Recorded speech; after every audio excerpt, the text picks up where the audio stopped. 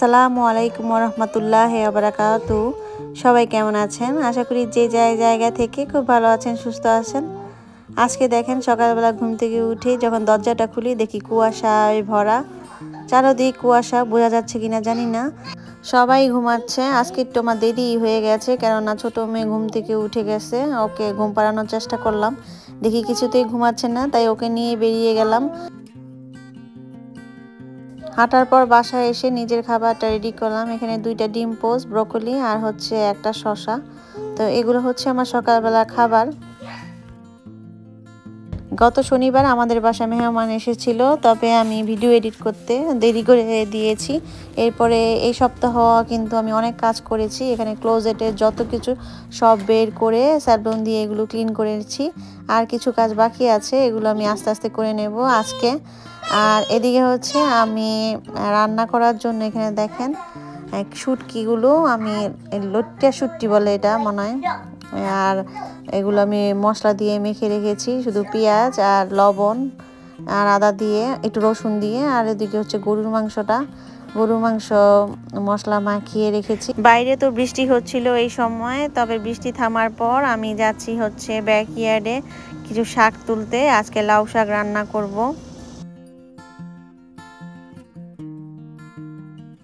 লাউ গাছে এখন লাউ ধরার সময়, কিন্তু দেখেন আমার লাউগুলোর মধ্যে কি যেন হয়েছে। এগুলো প্রতিটা লাউয়ের মধ্যেই, মানে ছোট ছোট লাউয়ের মোচা, আমরা তো বলি মোচার মধ্যেই কিন্তু এরকম দাগ হয়েছে। এটা কোন রোগ আমি জানি না, যদি কেউ জানেন তাহলে আমাকে জানাতে পারেন। আর কি করলে এটা সমাধান হতে পারে তাও আমাকে কমেন্টস বক্সে কমেন্টস করবেন। আর লইট্টা শুটকি যে পেঁয়াজ, কাঁচামরিচ আর হচ্ছে রসুন দিয়ে মেখে রেখেছিলাম, তাই এগুলো মানে লাউ পাতা দিয়ে মুড়িয়ে আমি ভেজে নিয়েছি। এত মজা হয়েছে কি বলবো। তো এতটুকু পেট ভরে নেই, আমরা কিন্তু পুনরায় আবারও এটা করেছিলাম, কেননা আমাদের কম পড়ে গিয়েছিল। আর একটা আপনাদের আমি খুলে দেখাই যে কেমন হয়েছে।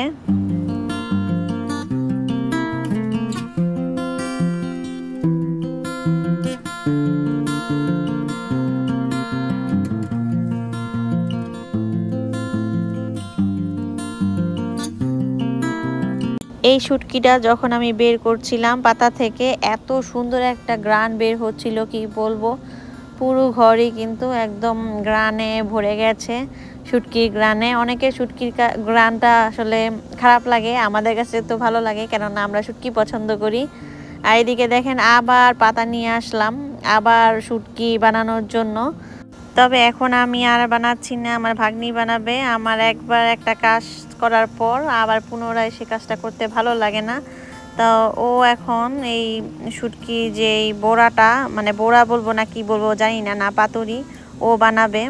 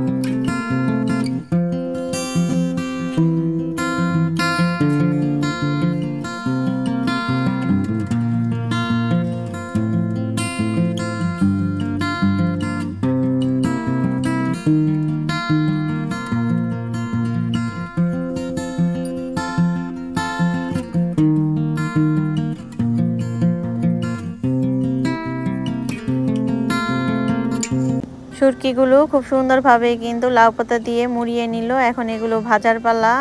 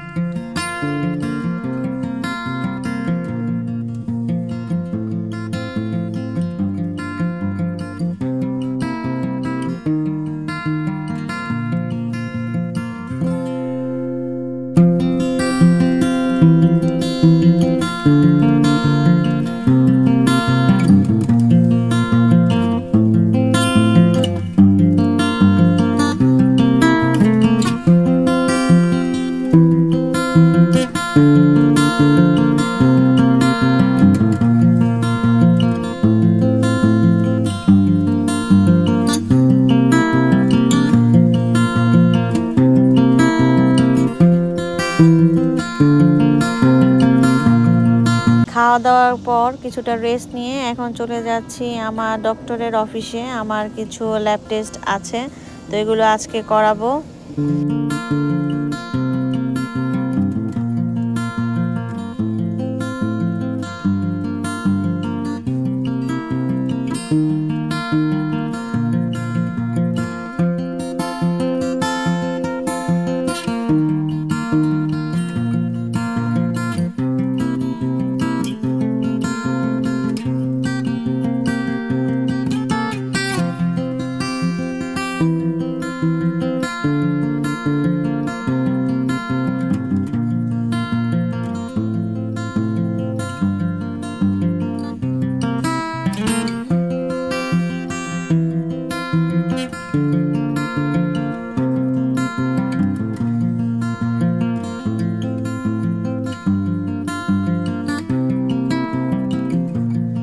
চলে আসলাম আমার ডক্টরের অফিসে। এখন আমরা ওয়েট করছি এখানে। তো এখানে আমাদের কাজ আছে প্রায় ঘন্টাখানেকের মতো, এরপরে আবার বাসায় চলে যাব।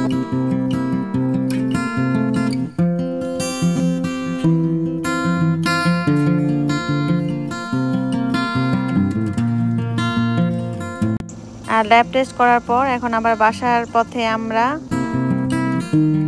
আমার ডক্টরের অফিসে যাওয়ার পথেই কিন্তু মেল বক্স থেকে এই বক্সটা নিয়েছি। তো এই বক্সটা কিসের, তো আপনাদের সাথে শেয়ার করি। এই বক্সটা হচ্ছে একটা অনেক মূল্যবান একটা জিনিস। এটা এই বক্সের ভেতরে আপনারা অনেকেই জানেন রবিনহুড নামের একটা ক্রেডিট কার্ড বের হয়েছে, যে কার্ডটি হচ্ছে গোল্ডের। 36 গ্রাম গোল্ড দিয়ে বানানো এই ক্রেডিট কার্ডটি। আর এই ক্রেডিট কার্ডটা অনেকটা লটারির মতো, তো সবাই অ্যাপ্লাই করে, কেউ কেউ পাচ্ছে, কেউ কেউ পাচ্ছে না, তবে এটা একটা শৌখিনতা। আর এই রবিনহুড ক্রেডিট কার্ডটি কিন্তু ওদের বাবাই কিন্তু এটার জন্য অ্যাপ্লাই করে নেই। তো ওদের বাবার হচ্ছে ফ্রেন্ড, সেই ফ্রেন্ড কিন্তু অ্যাপ্লাই করেছিল তার 10 জন ফ্রেন্ডের নাম দিয়ে। তো 10 জনের মধ্যে ওদের বাবাই কিন্তু এই ক্রেডিট কার্ডটা পেয়েছে। আলহামদুলিল্লাহ, এটা পেয়ে কিন্তু আমরা ভীষণ খুশি। ওদের বাবা লটারির ভাগ্য কিন্তু অনেক ভালো, তো লটারিতে কিন্তু অনেক মূল্যবান জিনিসই সে পায়। তো যাই হোক, এরপরে দেখেন আমরা চলে আসলাম CVS-এ আমার ওষুধ নিতে। তো থাইরয়েডের মেডিসিন শেষ হয়ে গিয়েছিল, সেটাই নিতে আসছি এখানে।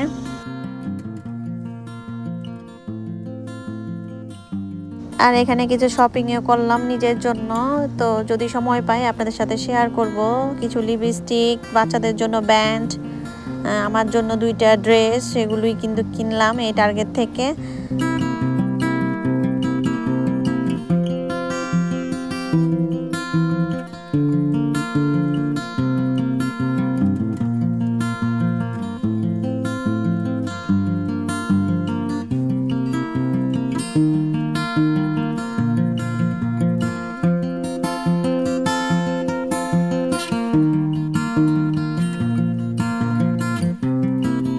আজকের দিনটি মূলত ভালোই গেল। রবিনহুড ক্রেডিট কার্ডটি আমাদের ঘরে আসলো আলহামদুলিল্লাহ।